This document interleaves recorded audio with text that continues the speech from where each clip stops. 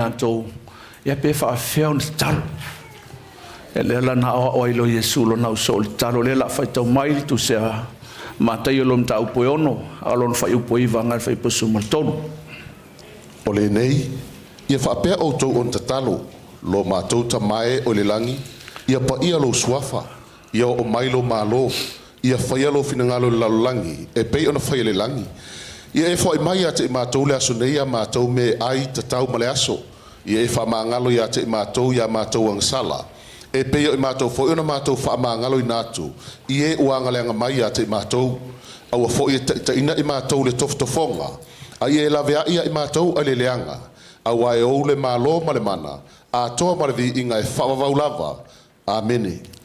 Halleluiah. Tal tono le talo le wa levon tatu iloa sa tatu falongorongo ia ma tatu fatino a tatu ye fo ia so tala titi fo ile nga tulonga lua ia pe o te talo lava le sa fai ai o til tilo mta upule nei o te talo le li ina o iona au so o e o lo muli ia Yesu o lono winga o fam talanga ele i o te talo le na fa pitoa lava Yesu molo na au so atu mai fola le taimile nei o se te talo fa pitoa mo tatou o e o lo muli le tua amene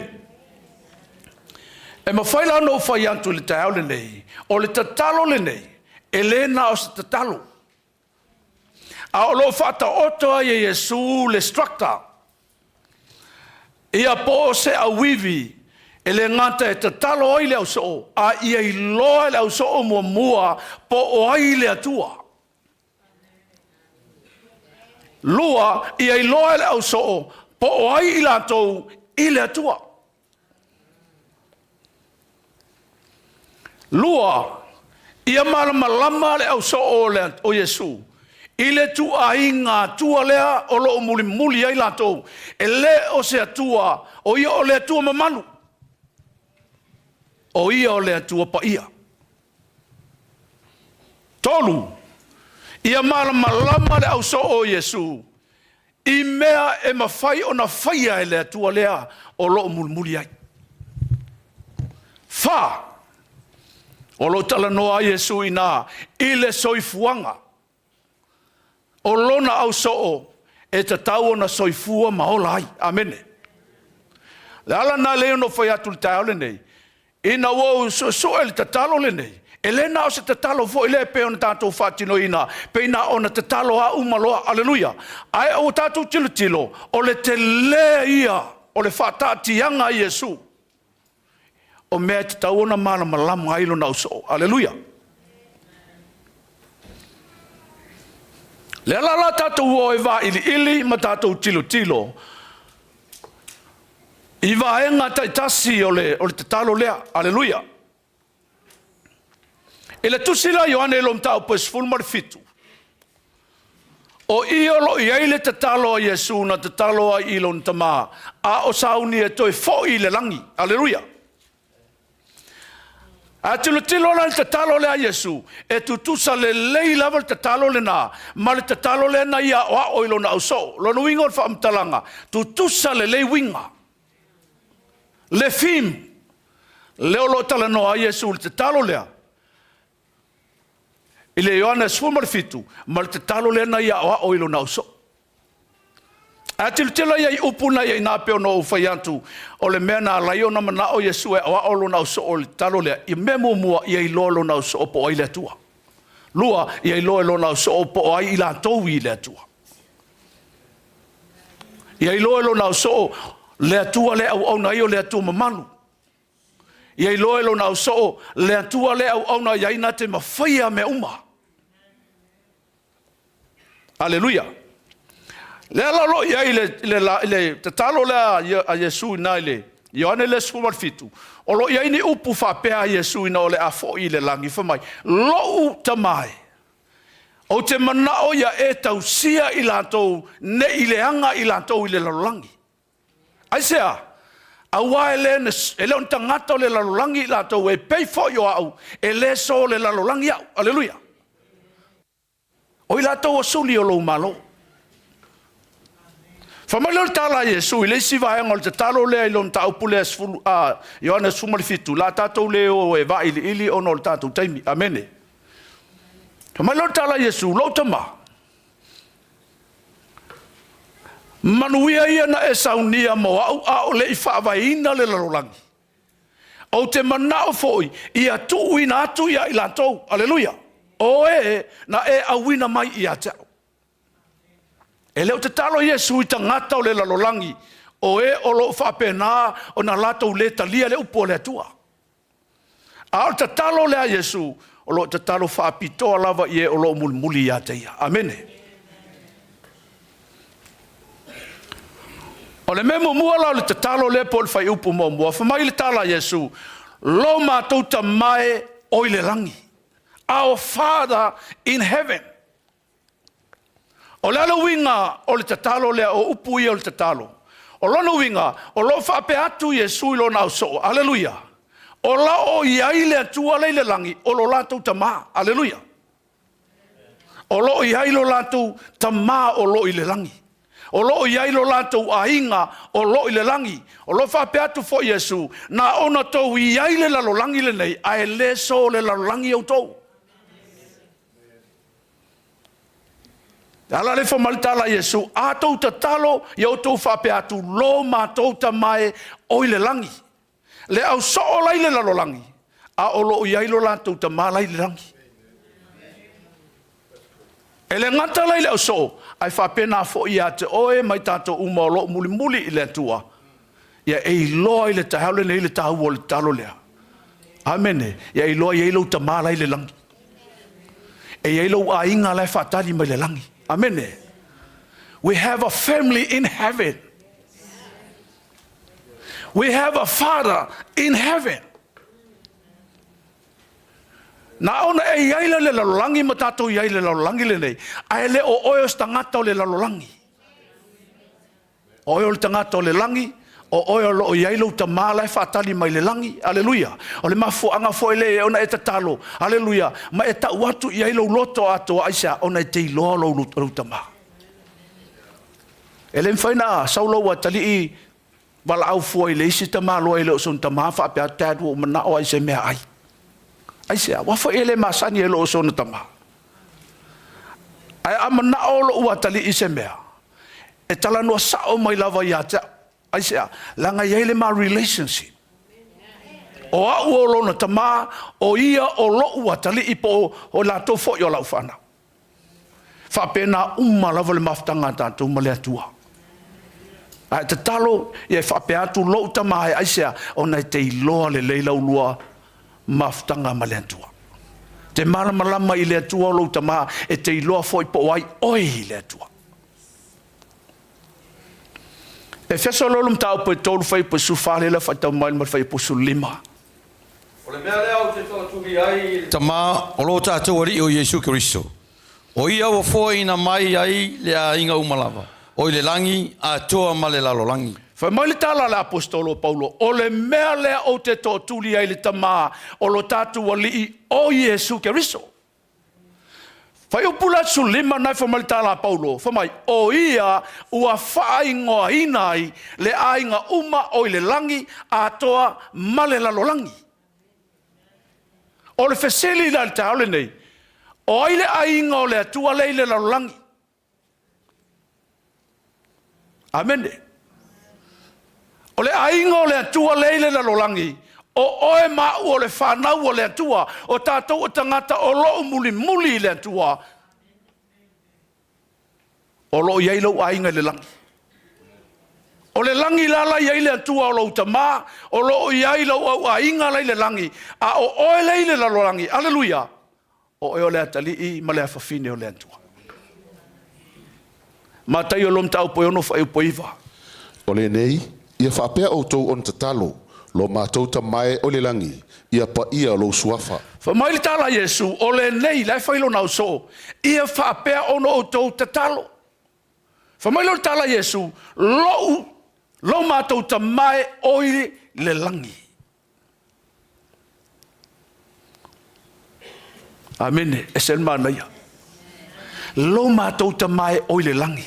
A oi le fai a Yesu, lai fai lo na au so o e o lo o muli ia teia. A tu mai whala le taimili nei, tātou wahinga. Le tala no ia te oi. Le tala no upu ia le te talo le li ia te oi o le o lo o muli le tua. O se whamanatu foi la le ia tātou. Amene. Ia toa i lo loto e te au auna i le tua. Aisea, au wafo e te iloa i e lo tama o lo i le rangi. E te le fiungo fie fo ila ai malama le leila ile fesota inga le oe ma le atua. Halleluiah. Ona e fia le te au auna i le atua. Mateo sulua fa ipo e 5. Awa o le whaial fina ngalo lo utama o le langi. O lo ouso lea, ma lo tua fine, ma lo tina. Fa maltala Yesu. Awa o le whaia le fina ngalo lo utama leile langi. O lo uso le na, ma lo tua fine, ma lo tina. Mantua le teimi na o ai Maria ma Josefa, e toi su e ane le o ia Yesu. E toi foi mai la unga Yesu tono le malu tangata utaia. Alu atu leo le fe au ia Yesu, fa meo le fatali mai fa folo ta mama lo tina, o uso mo tu fa fine ia toi. E saulu tala Yesu fa mai, o ai lo ta maa. Oi lo tina. Oi o uso. Oi o tu fafine. Na o lea e whaia le fina ngalo lo ta mala i le langi. Oi le na o lo uso. Oi o lo tu fafine. Oi o lo ta ma. Oi o lo tina. Halleluiah. Lono winga. So se tangata e muli i le tua ma whai le fina ngalo le tua. Oi le na o le atali i ma le fafine o le tua. O Yesu alo na tuangane matua. Halleluiah. O Yesu alo na uso matua. E iei lo wha moe. E iei le taime te lua no whatupu ai malo watua i le rangi. Ai malama le leila le winga o le te talo le peo no whai atu. E le na o se te talo fo le na antatu te talo a. A o lo whata oto e Yesu. Se ata ato e le mea le fina ngalo ai le tua. Melo na lua na i nafa mai ia. Ia pa ia lo suafa. Ia pa ia lo suafa. O le ala winga o le whaamtalanga Yesu. O lo tātou ta mala i le langi. O oe maa ule nofo i le langi o le atali ma le whawhine o le atua. E ta taula o na pa ia le suafa o le atua la i le langi o le tātou ta maa. Ia te oe maa ule nofo i le langi. Halleluiah. Pa ia whawhea ia tātou wa mio. O tātou winga whaali. O lau savali o lau tautala, o lau tautala foi ma lau savali. Ia tangia mai aile atua, e pa ia ia te oe. O le tala no Yesu ilo na uso, ia pa ia le atua, ilo na uso.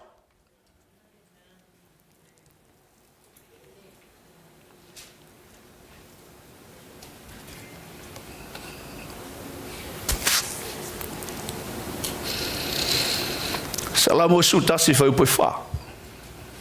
O Yehova o lo malu pa ia o ia.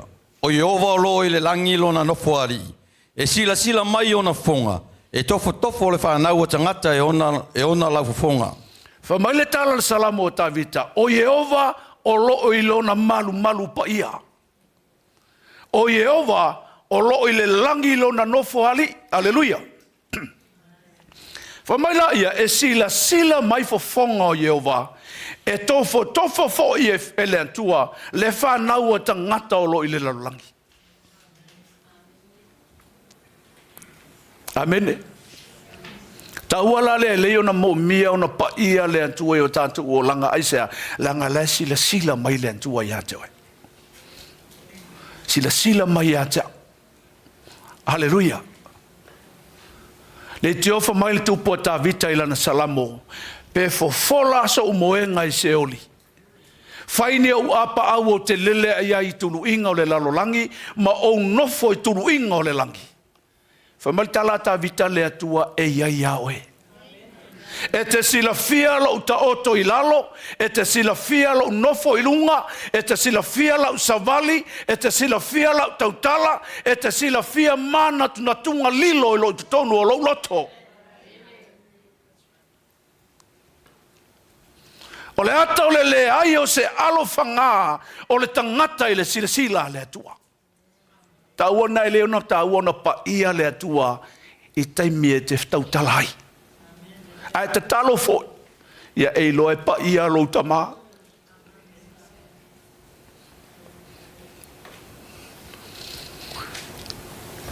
Le tiko lon tau po lus ful fai po lus mo le ono. Ia pa ia lava o tō moa, awa o iova. O lo pa ia lava, wa ova vai e seina foi o tō ino uma, ina ia fai lava o tō moa. Le tala le atua na fai a Israel. Fa mai tala le atua, a ia pa ia lava o tō moa. Le atua. Awa o Yehova, o loo e pa ia lava ia. Halleluiah. Fa mai lo tala le atua, ua ova vai e se ina foi o tō inu uma, ina ia fai lava o tō moa. Amen he. E te ilo le tangata e muli le atua, o le tangata ua set aside, set apart for the Lord. O le tangata ua vavai ese.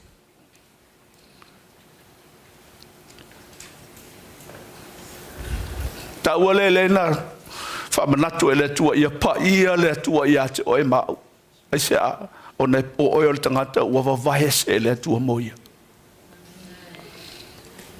E soto lo mtau po e tolu sifuru.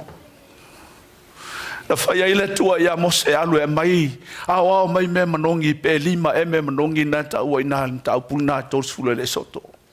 Whabali tala le tua alu e ao mai. Na saule e whai ai se uu manongi la vestasi. Tango e palu whaafe filoi. Ia mau ai se uu manongi se tasi. A uma ona e tango lea e whaape na ona. Ona uu al fale fetawhai. Ma mea umalai ai tutonu. Fa mai lan fai upe lus fu male iwal na ia ina. Fa mai tala le atua.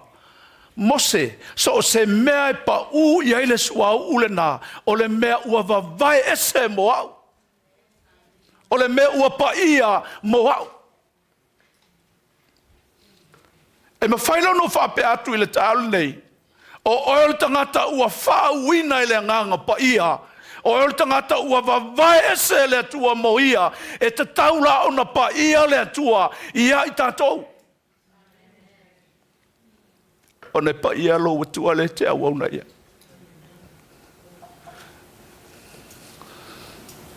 He is holy.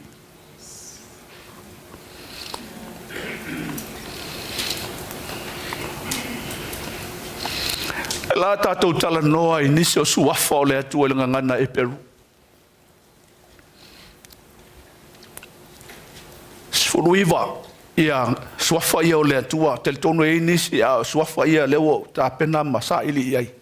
E te iloa i le matautia o le atua, ma le pa ia o le atua.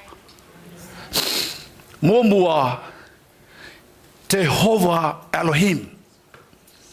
Po Yehova Elohima. O le winga o le suafa le o le atua. O ia o le atua. He is God. A whamatalaina le suafa le o le atua. E whapea. E whasino i le mana ma le malosi o le atua. Wana o ia o le atua moni e totasi. Pe a whamatalaina le suafa le o le atua. Tehova Elohim. O lono winga.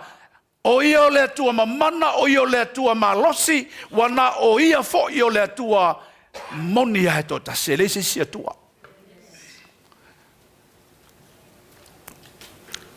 Ta o lo saul tu se ke nese, ilom tau pumo mua, rono fai upu mua, le la fai tau mai. Na fai e le atua le langi, ma le lalo langi le amatanga. Mai na fai e le atua le langi, ma le lalo langi, ile amatanga, o ina whaia meia, na o le atua. Leia masisi. O loo wha amatala ai, le matautia o le atua. Ei mai stusi nei na tal tonu o tatu te pasta e fai tau. Ya la tatu fa solo. Amen. Na el tu se numera na ilunga lom tau pelo suma tol fai pasuma leiva. Salamos fluiva fai up mua. Amen. E fa matala ina ai ia le swafa le atua. Swafa lo na lua o le atua Jehova Yahweh. Po Yehova. O le winga o le swafa le atua o le alii o au o le ola. Amene. O le atua o lo soifua. A wha matalaina, o lono winga, o le atua o le vavau, e le aiso na amatanga. E lai masesi na pulenga whatasi ma le atua.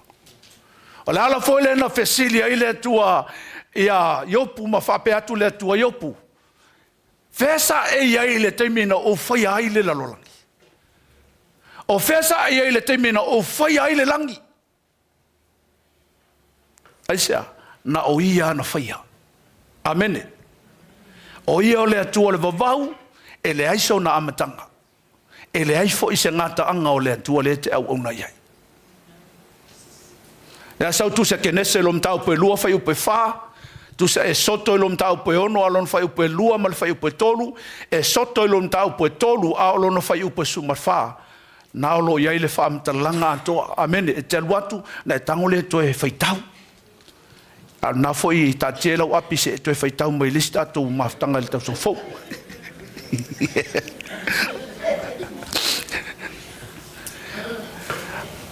Swafalo na tolu le tua na ta u le ngana e pelu. Jehova Al Elyon. Po le tua Eliona. O lono winga le swafalo le tua le Jehova Al Elyon. O le tua sili ese. Amene. A whamatalaina, lona winga, e sili ese o ia tua uma. Halleluiah. O le ona le langi, ma le lalo langi. O ia ana me uma ia. Halleluiah.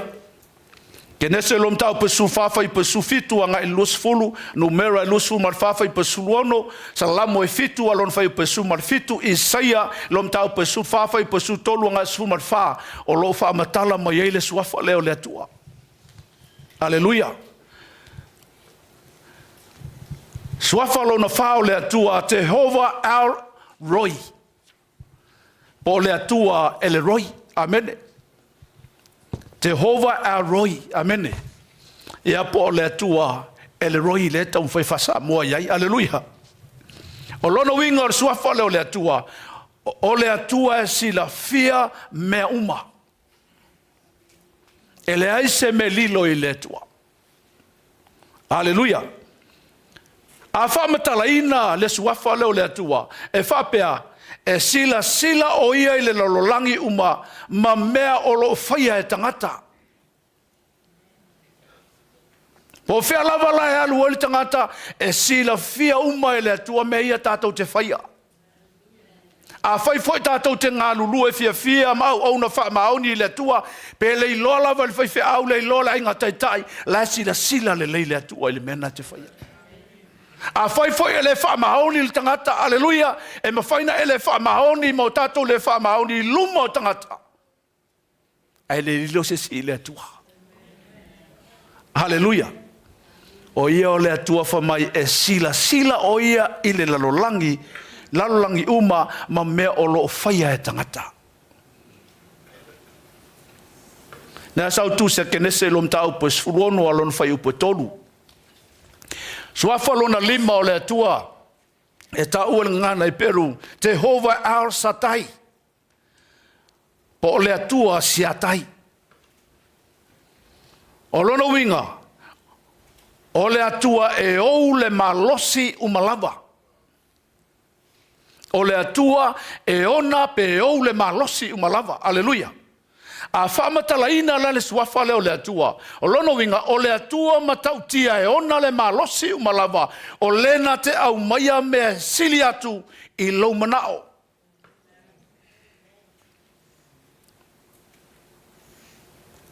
Waila le tāua o lo iloa o lo tama. Ma e iloa po ai o e le atua. E sau tu se kenese lom tau pe fulfitu fai momua.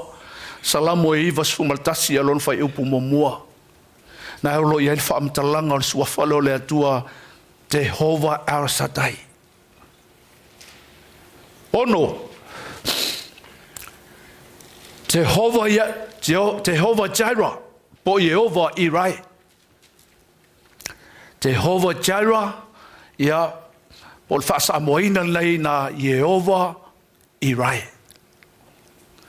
O le wingo le suafa leo le atua, o le ali na te foa i mai. A wha matalaina la le suafa leo le atua, e foa i mai e le atua mea tātou te mo'mia. O a me te momia, o ia e whawhilo ia lo manaonga. O ia na te whatumuina lo tātou ngau ngau.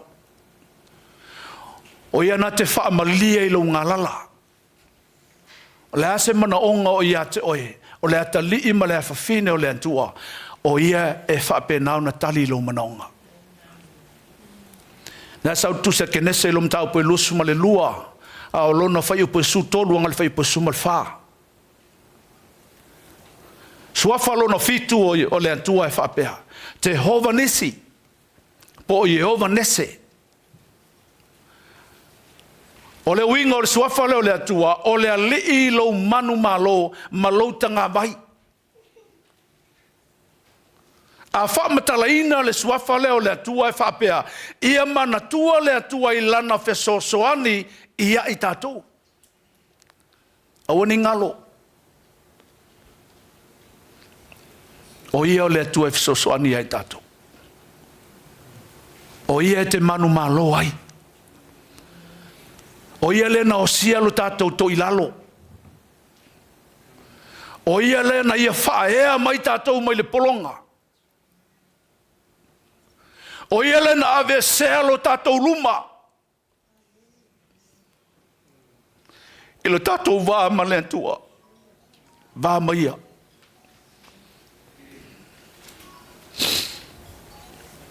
Suafalo na valu o le atua. Jehova Adonai. Po Jehova Adonai. O le wingo le suafalo le atua. O lo matai ma lo wali. A wha matalaina le suafa o le atua. O le atua o le ao ma le pule o mea uma. O le wingo le upu le ao le iai e le o ao le langi. Halleluiah. A o ia o le wha tumu iai mea uma. He owns everything.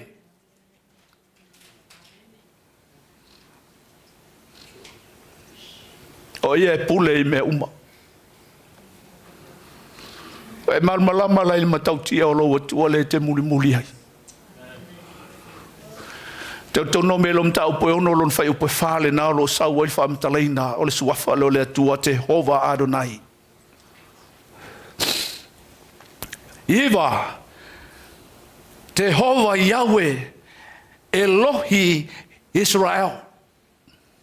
Jehova Yahweh Elohi Israel. Po Jehova le atua o Israel. O le wingo le suafa leo le atua, le alii le atua o Israel. A wha matalaina le suafa leo le atua, o ia o le atua o atu no umamalo.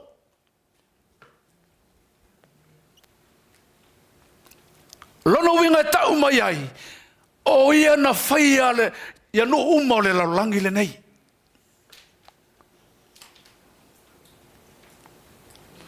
Nare sau tu se whamasino lom tau pe lima fai upe tolu, salamo e lima sfumaleiva fai upe lima, Isaia sfulfitu fai upe ono, sefa na ia lom tau pe lua aolono fai upe iva. Na aolo sa wai whamatalanga le suafa leo le antua. Jehova Yahweh Elohi Israel. Se fulu le suafa e lona se fulu o le atua, Jehova Shalom. Po Jehova Saloma. O lona winga o le suafa lea ua e silafia mo tātou iloa o le alii o le file mu.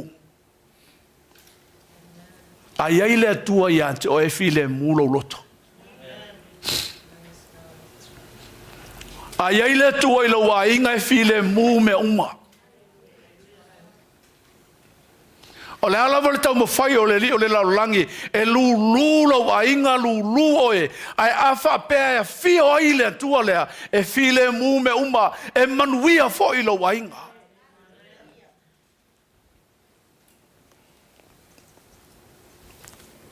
A whamatalaina, le winga leo le suafa lea Tehova Shalom, po Yehova Salome, a whamatalaina la, lona winga, o le atua na te foa i mai le file mu, tātou te lefe fefe ai, pe mata tau ai, Halleluiah. O iena te amai al file mu. Lalana i leina e le fefe e te le matau se mea pe upo le salamo ta vita, whamaltala ta vita pe o te savali ai le vanu o le ata o le oti. O te le fefe se mea le hanga. Aisa, mai o oe ta te whatasi mau. Le talo noa ta vita ona o ia o le au na whauina le atua. O ia o le tangata e matau i le atua. O ia o le tangata e muli i le atua. E whalango i le atua. Whamaltu po ta vita o te le fefe se me le anga. Aisa o te iloa le atua e te iaia te au yasoma.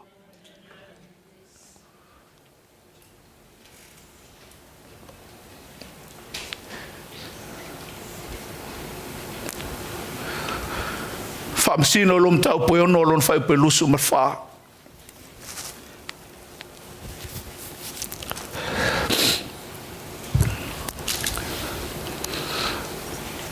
Sfutasi po le suafa lona sfutasi o le atua. Tehova Sabaot. Po Yehova Sabaota. O lona winga o le suafa leo le atua. O le ali o au. O au e fasino i vaenga au e maise ai le malosi po le au tau o le langi. Halleluiah. Lono winga o ia o le atua o taua. Ai ala na tau le atua e tau mo lana whanau. Halleluiah.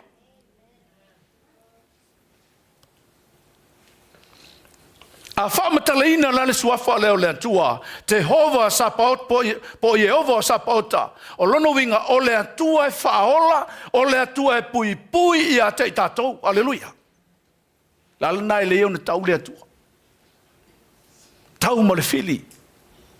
Lala foi na e leo na e whalongo lango i le atua aisa, o ia e tauina lo taua.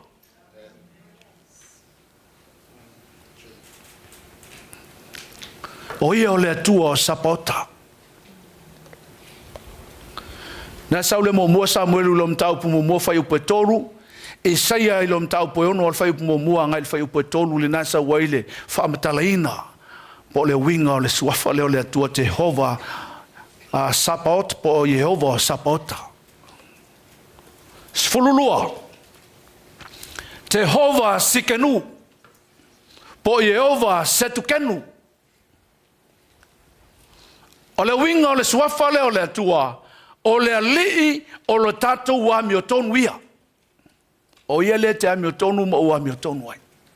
O le amiotonu fo ia le atua lea. Le wata ua miotonu ina ai tanto.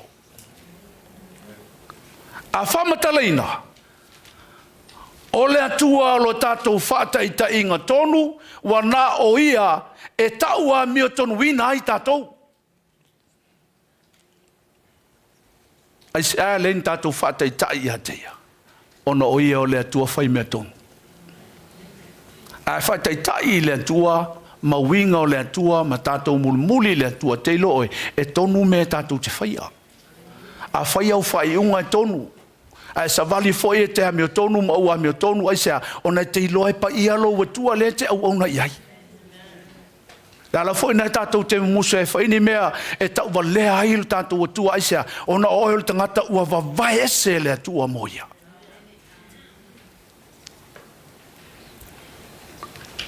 Fulmar tolu, Tehova Rafa, po Yehova Rafa.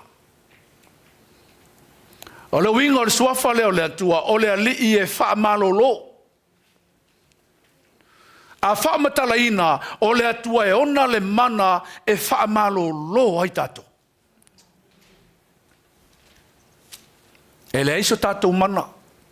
A o le mana mai le atua o tatou malo losi ai. Halleluiah. O le mana foi leo le atua e malo lo ai tangata. Le mana foi leo le atua leia te oe. Halleluiah. A whena na maua mai ele mana lea. Mai le atua. La le na mana o Yesu lo na uso o nei tu ua Yerusalema. Mai e oe whaatali ai nā. Se ia fio I fo le nganga pa ia o le atua. Ina ia o tau maua ailea. Le mana.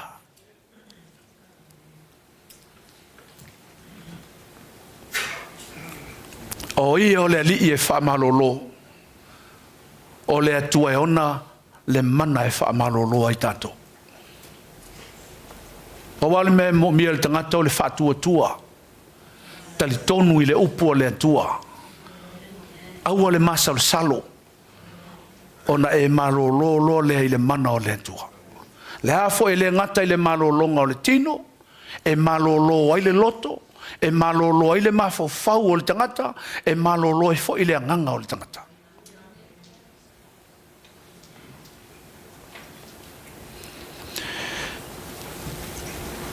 Fulmarfa, Tehova Rohi, Po Yehova Rohi.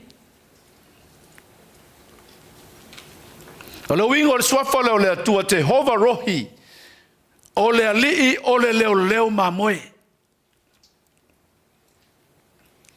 A whaamatalaina o le atua e leo leo I ona tangata.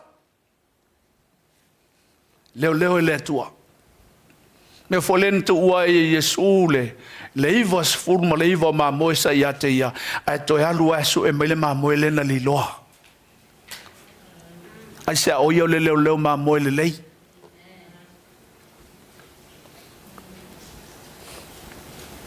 Tehova Rohi na sa ulutu se salamo ilom tau po lusu tolu fai upu mua sfurma le lima Tehova Sama Po Yehova Sama. O lo winga o le swafa leo le atua Tehova Sama. O lono winga o le alii o lo o afio I le menei. A whamatalaina e whaatasi mai pea le atua mai tatou. So se mea lava iei le whanau o le atua, e tala noa I le atua, whamai le tala a Yesu, o te sau whai iei le o ngā tutonu. Sau o te awhio ai le mea lo iei le whanau o le atua. Tala nai leina whitangisi tātou teime o le vi inga.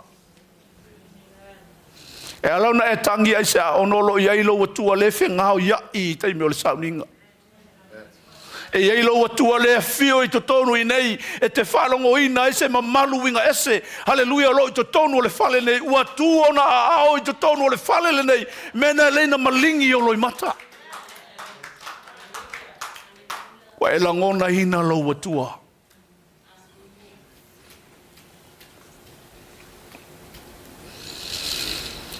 He's a Jehovah Shammah o le alii o lo afio I le menei.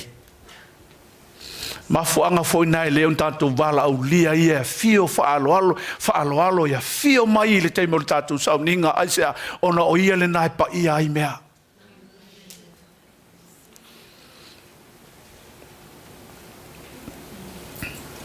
Ka sau tu se skelu lom tau po fasul walu foi po to sulima. Sfulma leono Tehova Ketos Israel. Tehova Ketos Israel. Popa ia o Israel. O lono winga le swafa leo le atua ole pa ia o Israelu. Po ia ole pa ia o Israel. Wa aisea ono ole nu o Israelu ole nu una whawae le atua moia. Israelu la le whenga inga tuai. A o oe le Israelu le whenga inga fou. Ina ua maliu Yesu. Le lai whamaltala le apostolo Paulo i le kalesia i Efeso lom tau pe lua whamai whaafetai ia Yesu Keriso. Ina ua mawhai o na tu whatasia i esa whalua. O ia lea na saelua ina le ia pui pui, o ia foi na soloia i lalo pāwai loto, sa tua o ia i le tangata ese ma le atua. Au mawhai o na vea oe ma Israelu o le malo le atua. Jehovah ketos Israel.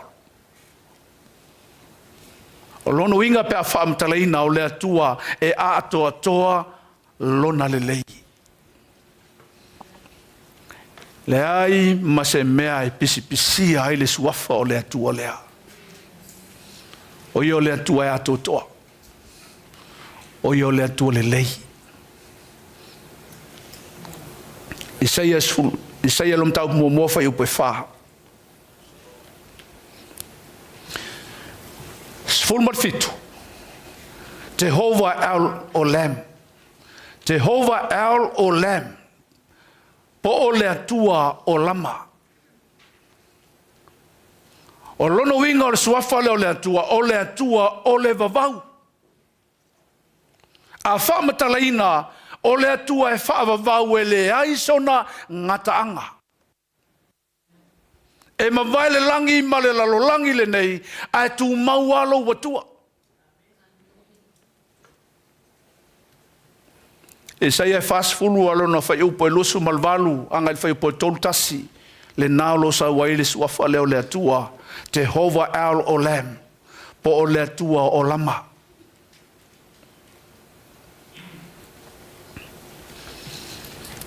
Sfulmal valu na ia na Jehovah atik yomin.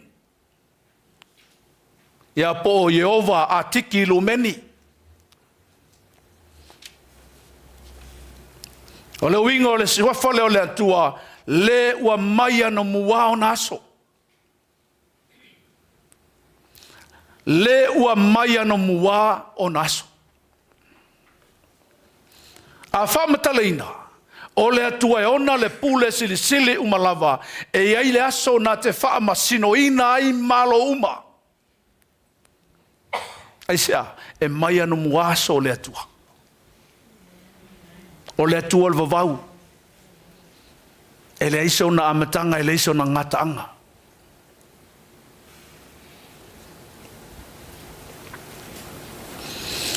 Sumaleiva, Jehovah, makates po Jehovah makatesu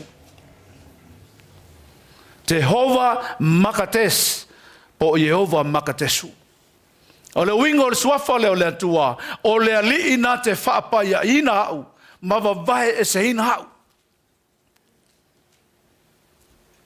a whamatalaina wa ia filifilia i tātou o le nuupa ia wa ia whaatauina e tau atu ana ngā luenga le lei. O e o le tangata wawai ese le atua. Ana wawai ese le atua malona whaamoi moe e a tātou o e tau atu le lei o le atua. Le foi peona tamatou tau mwhai masunga i le tātou tamate ta e whaalawi loa per tātou wa o ngā missionary le whaalawi loa aisea o nei mo mia tangata o e tau atu le suafa o le atua. Whaalawi loa le tala le lei o le whaalatanga. Al mafo angana le tātou no nofo le laulangi, Halleluiah.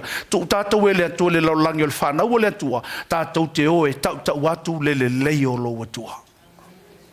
Wa ele mfaina ilo e tangata o le laulangi le lei o le atua, pe ale aise ata li ima le afafine o le atua, e whātua tua, ma muli le atua, na te alu e tau atu le lei o le atua.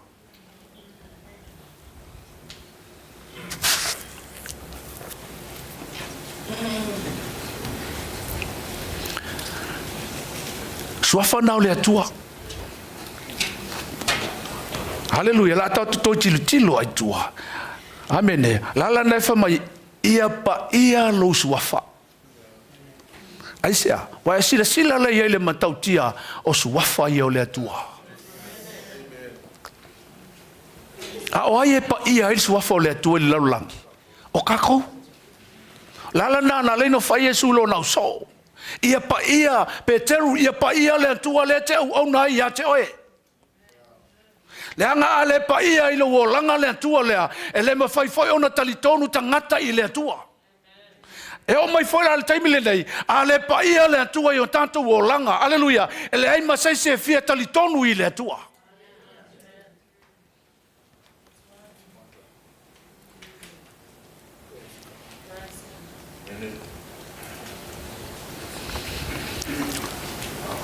Mai ngalo na tolu o te talo o lena o Yesu fu mai. Ia o mai lo malo. May your kingdom come. O lalo winga. O lono winga. O lo tala noi le toia fio whaalua mai o Yesu. A wafo i e leo ni tangata o le lalolangi i tātou. Halleluiah. E ala ona toia fio mai Yesu whaalua. Ai sa ona i eile whanau o le tua leile lalolangi.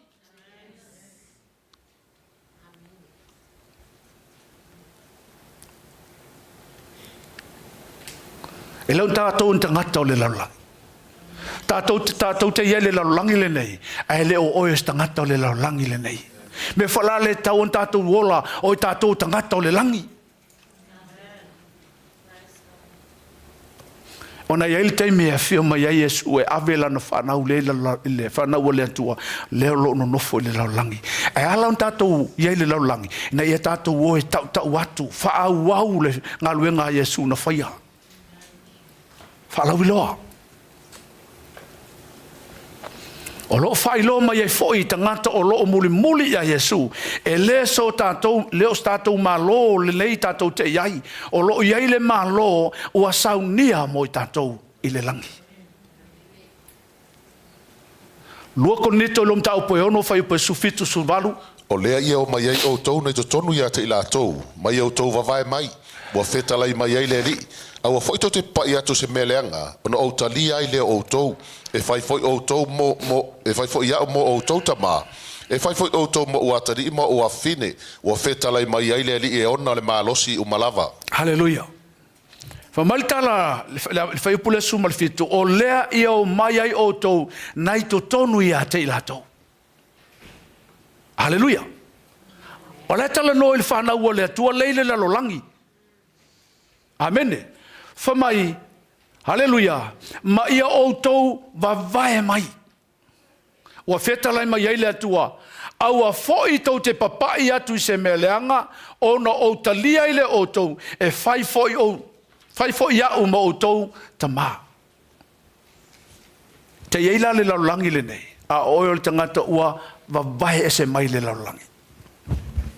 Fa mai lo le tala le afiong pa ia le atua, awange e pa iaku i se meleanga. Au foi ni tātou whātaitai i mea le laulangi nei ma mionga tangata le laulangi. Wai ai foi taimi ua toititia tusan whaoltanga le tangata whaolaina ma tangata le laulangi.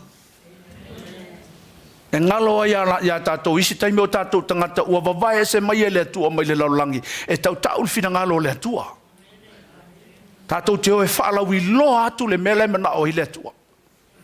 Ai whainga tātou mōli mau tangata i le whina ngalo le atua.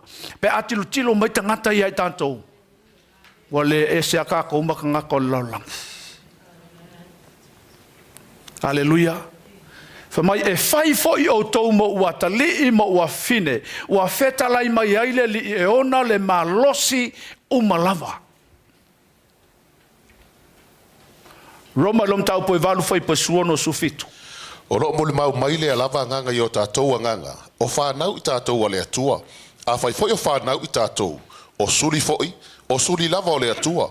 O suli whaatasi ma keriso. Pe a whai tātou te ti ngā whaatasi mai ia.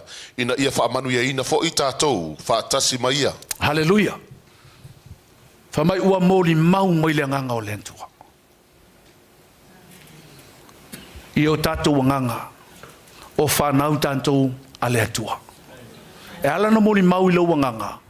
O na o oe moni ale na. Le te nofo i le tino le nei. Le tino lea. Wa na o se ofu le ofu le tangata moni le tutonu. A o lai na oti le tangata. O na avele i o le tino lea. Le hivi le toto ma le ano. Tanu le palapala to e fo ile le fulefu ma le fuefu na whaia mai ai. Ai fo ile fiti mo ia i le tua. La la na mo li mau mai le nganga o le tua. E mo li mau i lau nganga ai sea ono le fiti mo ile na no fo tonui.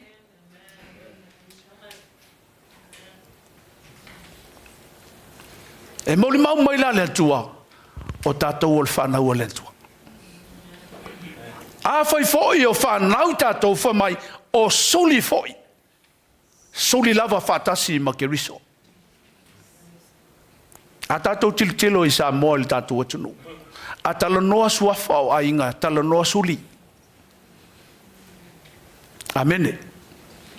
A le whamai le whiong pa ia le antua o oe mau mai tātou uma o suli o le malo ke riso. Wa suli whatasi lono winga wa iaila ulua whai ia ma le atua. Le ngata o ia o loutama. A o ia o le a o e ma o le atali ima le fine o le antua. Wa iai foi lala wa iai mea tau tino o lou watua.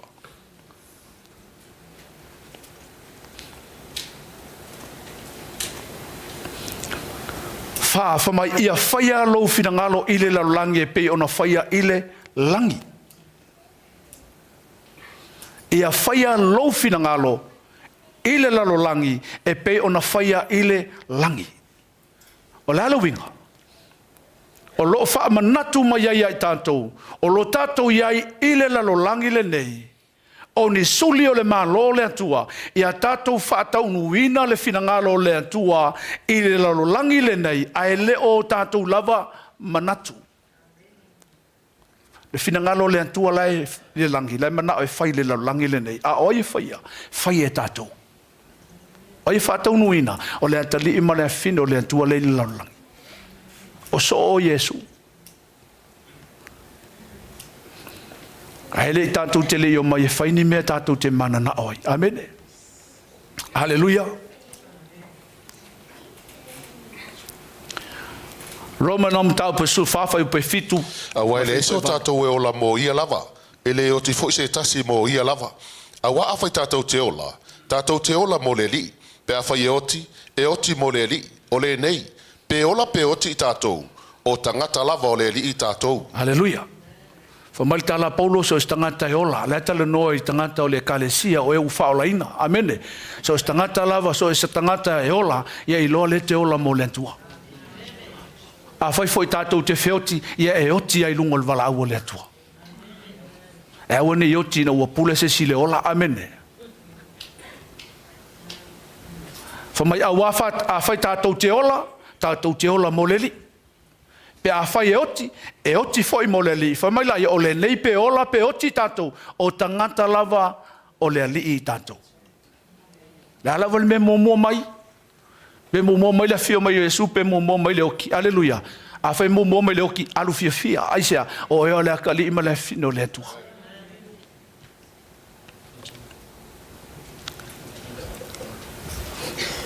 Lima. Ia e fo ai mai a te i mātou i le aso nei. A mātou mea ai e tau ma le aso. Halleluiah. O lono winga. Na a mata mai le tatalo. O lo tala noa mai Yesu i le tau lai o lau wa ai. Ma lau sila ma lau wa ai i le tua ma lono finangalo. A e o mai le fai upu lea o le tatalo. A e tala noa mai lo Yesu i au mana onga e te avatu i le tua. Halleluiah. A wā fo i na o le atua tātou te manuia ai, o ia fo i e malia ai o manao, o ia fo i na te tape na ina manuia mo oe, e le ngata i le tino, ai whapea fo i le nganga. Ai le mwhai ona e taunu ui meia, pe a ele malamalama le lei ai lo watua le te au ona iai. Filipi e whawhai pasuiva. Ao lo watua. E wha atua e ia ia te o tau mea uma e matiti vai o tau. E tusa ma le whaulai o lona vi inga. Ia ke riso Yesu. La tala noa sao lava i le whanau o le antua. E leo tala noa i le whai upu lea i tangata o le laulangi o e le i muli muli i le antua. Amene. Ai wha mai, o ia na te wha atoa i mea uma tātou te matiti vai. Halleluiah. E tusa i malea whaulai o lona vi inga ia ke riso Yesu. Ma tai o ono whai pa tontase na tontoro. O le nei, Aoni o tau popole, ma whapeane. Ni a mea tātou te ai ai, ni a fo i mea tātou te inuai, ni a fo i mea tātou te o ofuai. A wao mea umai e wasa i lienu ese, a wao sila fia le o tau tama o le langi, e au ngāia mea umai a te o tau. Ai o tau mo sa i lil malo le atua malana mi o tonu, o na whaopopoina atu le o ia mea umai a te o tau. Halleluiah, sila fia le leie le atua le mena te manaoi. Sila fia fo ia le atua e au ngā mea umalava o mana onga ia te oe. Halleluiah, ai eila le mele mana o le atua tātou te whaia. Sa ili mo mua le atua malana mi o tonu. Whamaila ia ona whaopopo le ia me umalava e te manaoi. Ono, ia e whamangalo ia te mātou ia mātou wangasala. Halleluiah. O lono winga, e le ngata e whaafeiloa i e le tua o tātou mana o ngā whaale tino. Ai nā te whaafeiloa i fo i o tātou mana o ngā whaale nganga. Halleluiah. A wā o le whaamangalo ina tātou wangasala, e tātou te nofo tupu whaatasi ei mai ai le langi. Amene. Halleluiah. Roma e ono whai upe lusu maltoro. A wā o le oti, o le tongi lea o le angsala. A o le ola e whaavau. O le mea fua ina mai lea e le tua i lota atu wari o Yesu Kristo. Halleluiah, whamai o le mea fua ina fua mai e le tua ia i tātou le ola e whaavau ono o Yesu Kristo. Halleluiah. Salamu e salamu le tolu whai upe tolu marwha. O le whaamangalo ina ua mi o leanga o malava. O le whaamalolo ina o mai ato uma. O le whaola ina maila uola aile tunga mau. O le whaapale ina o le alofa ma le alofa muti vale. Amene. Halleluiah. Whamai o le whaamangalo ina a tātou wa mi o leanga umalava. O le whaamalolo ina o tātou mai ato uma. O le whaola ina maila uola ma lo uola il tunga mau. O le whaapale ina fo i tātou i le alofa ma le alofa muti vale. Amene. O ina te whaia o le atua. Fitu e peio i mātou fo i ona mātou whaamangalo ina atu i e uanga leanga mai a te mātou. Halleluiah. O lono winga, a whai ua whaamangalo ina tā ua ele atua. E te tau fo i la ona tātou whaamangalo ina se tangata o loo anga leanga mai a te oe. A waele ma whai ona whaamangalo ina tātou ele atua. Pe a whai tātou te le maua le loto whaamangalo inisi. Halleluiah. Pe ono whai ato, le te talo lea, elena o se talo. Aina o i fo i Yesu lo na so mai o lo muli i ateia. Ele soifuanga e tatau ona ola i tangata muli i le tua. Halleluiah. E tatou mo le loto whaamangalo i sisi. Whapea le uma vai lua fe lua tolu, le o mai lua fe lua wha o le nā lava i ese se tele i whaamangalo ina. Tal tonu i le ftael nei e leo whaamangalo o e le tua. Ai tango le whaamangalo. Ona whaamangalo le tua e.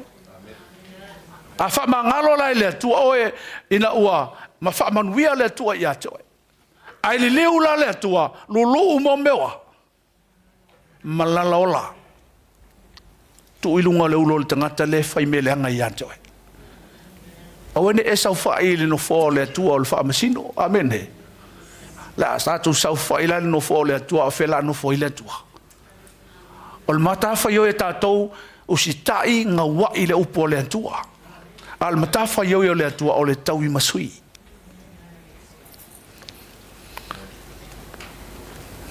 Efeso e whawhai pa tolua. A ia o tau wheanga leia. Ia whe muti vale a i lo o tau olofa. Ia whe whaamangalo a i o tau. Whapei ona whaamangalo ina o tau e le tua i a Keriso. E halal na whea. Whamai e anga le lei. Anga lei lesi. E ma nei le upu whasa moa nei mai e whe muti vale a ilo o tau alofa. Rongo inga makuanga kua i kupu alo alofa i lesi. E alofa whola ngā oa me leanga e whai el kangaka. Halleluiah, e le ma whai ngā vesea ilo alofa. Whamai e whaamangalo. Whaamangalo ai o tau whapeo na whaamangalo ina o tau e le antua i a Keriso. A whai ua whaamangalo mai le tua e tātou whaamangalo fo. Amene. Ma reko e sutasi whai po lusu lima. A o tau tutu matatalo. Ai se mea tau te ngā i se tasi. Ia o tau whaamangalo ina. Ina ia whaamangalo ina fo i lo o tau tama o le langi. A o tau angsala. Ke whiu e ke kakalo. A whapela e ke kakalo lava a o lai sila fia e le angkua. O lai e se mea ke le i whaamangalo inga. Jes ke lo e le kai kalile atua. Amene. Ke lo me ngang kupul fanga ngai sala elu la ko fong kalo le ngfail ku sei sei lima valu fiu e ka kalo nga o nga oi fo fei kai ia isaia ma fai le ko pala le mo fucking ngai ma ko ele kalima ai sau kalia mai al kala le ko fa mai fa penga el ka kalo ma le anga pongyo ke manga oi o le aso e ku ia le siles o le aso e u le sile u le o le aso e muy e le siles ai ko mai sa ili mai ya fa mai le kala le ku fa ia isa la elu ave se mo le amo le amo o le kusi fu le lima o le silesi ave ese le amo le nga o ngo fa yaku le isa la elu a ko wala au mai o ke fa yaku o a ulangei a ko ala langa mai o ke fa pe aku o a ulanei o lo tou tua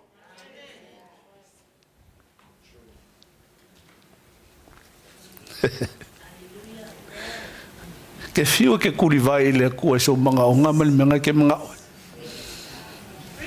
a ele fa manga lo ina se ele fa manga lo ina o ele tua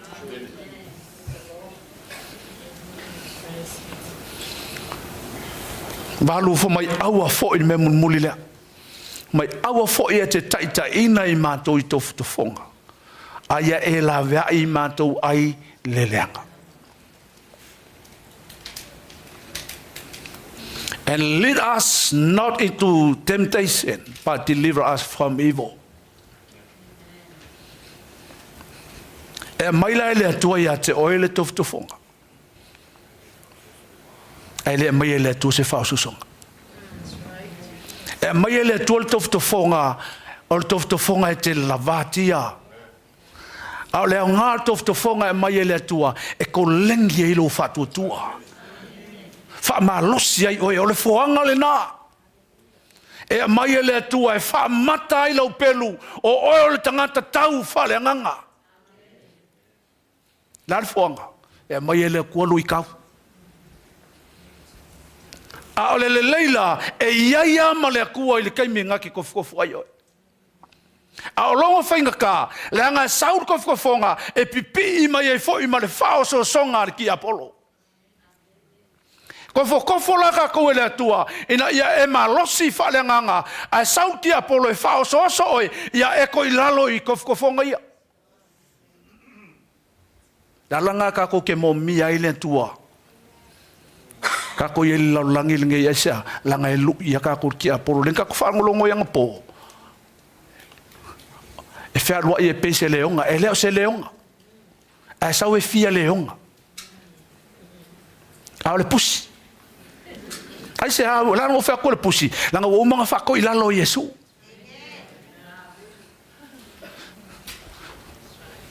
ele saular ki Apollo ulo lima malo lima ko so fa ka ko le mele manga oi a sa we fa oso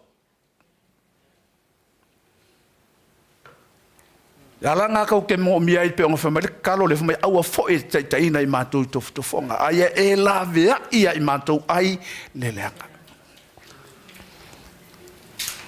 po fea ke ia ki Apollo ke mo mi lo tua lalangang fa Yesu lo na so fa no lango I le antua luka I lo su fa po fa su mari fa uta foi o te awina mai a te outou le na folofoloina I lo tama ai outou no nofo le aio Yerusalema se ia maua e outou le mana mai lunga Halleluiah vai le leo le atua saungi Yesu la haru le langi ai polo misse Yesu le la sau e sosoangi akako ai so soangi e famer kala Yesu so soangi le la sau e peia o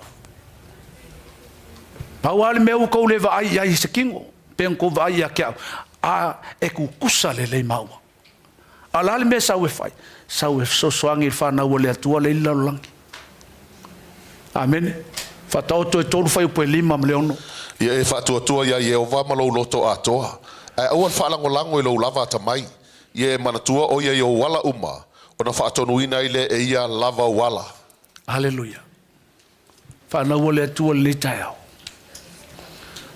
e fa tu ile tu malo loto ato o nge fa lango I lo poto malo wata mai po so poto foi mo so lo la nga il kai me fe o ai ka ko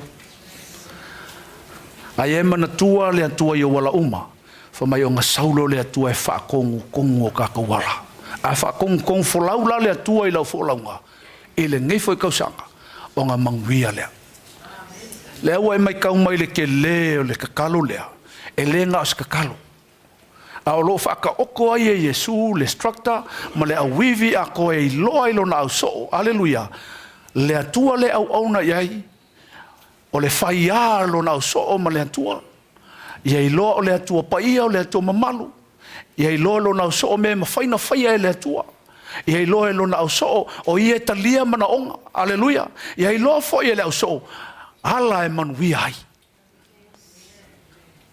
hallelujah fa Manurewa le atua ni taia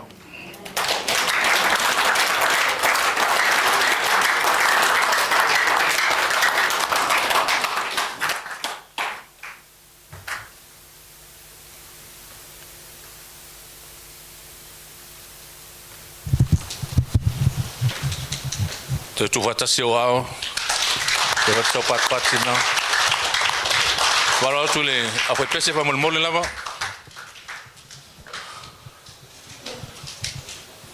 mai wi lava in tatu ye la langi le o ma o stanga to la amen e fafta ile tua mai un pa ia le tua ai wa fio mai o ia il taiao le nei o lo fi o ie le menei lo tamale na pe ona fonga ina la na wona ni taiao